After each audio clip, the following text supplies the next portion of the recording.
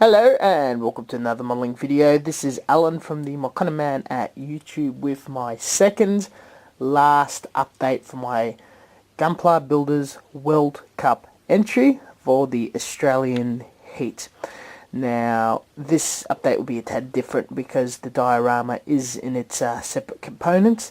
It is in its process of being painted, and to what would be a big surprise to all you guys was modelled, detailed, sanded, sculpted, everything throughout the week, primed today using a rattle can and going through a process of an oil undercoat. Now the process of building this is it's all balsa wood, as you remember the basic frame, all chopped up into planks and lumber and 2x4s and whatnot, broken and detailed and stacked to make very interesting standing podiums for the various kits. So it's a very dramatic scene of battle ruins. We'll have a closer look, followed by some putty work for extra texture and filling out, and PVA glue applied on top of that, sand applied on top of that. Now the back wall has had some metal glued on, some styrene to make some brickwork, putty applied over that, leather strapping on the doors, more styrene, rivets, very, very detailed. The grill, I don't know if I explained, but I got one of those bug catchers and cut it out. So here's the two halves, not in its joining formation. You can see the sort of detail. Oils take a very long time to dry, but it's very strong, so I can handle this part with my hand and paint the other half. Tomorrow when it dries I'm going to paint that bit and give it all a second coat. Same over here, some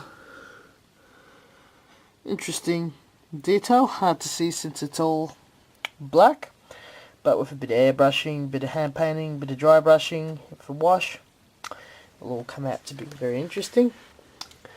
And the grand door, my pride and joy. You can see the brickwork and the cement sheeting coming off. A bit of a flag draped over the door. All sorts of texture, cast iron textures, ruined textures, cement textures, rocks, and some magnets added there to put the grill on top. So we'll have a look at the model. Just as a pointer, these four guys are no changes whatsoever. Now for these guys. I've done a ton of work on the Zaku. He is 90% done. Tomorrow he'll be 100% done and primed, ready for painting. Just with putty and all sorts of bits and pieces on him drying. He's hard to handle at the moment. I'll pivot him. So we've got all sorts of texture work, leather work, strapping work, backpack. The weird thing on his ass is a pie, or a throwing pie. Long story behind that. Big dagger in the frog. Like you can imagine, a bit of interesting detail. Like I said, he's still got a tiny bit more work to be done, and I can prime him. Also want to texture his armor and then add rivets. They can all be done tomorrow. This guy, he's 80% done.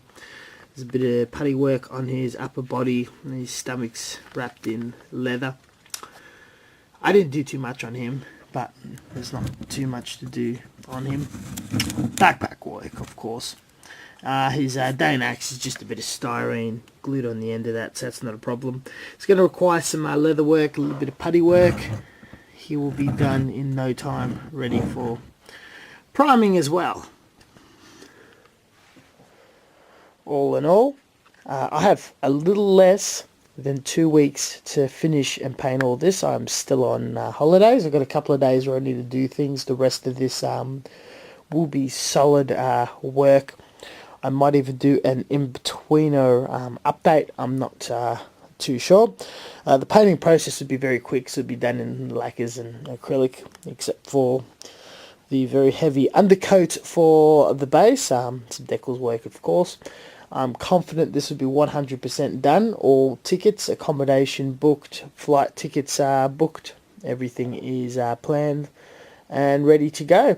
Thank you very much for watching. Until next time, not next week but the week after, Friday I start flying out, so Thursday will be the last day, but we're up to prime painting now, so I'm very happy. Catch you guys next time.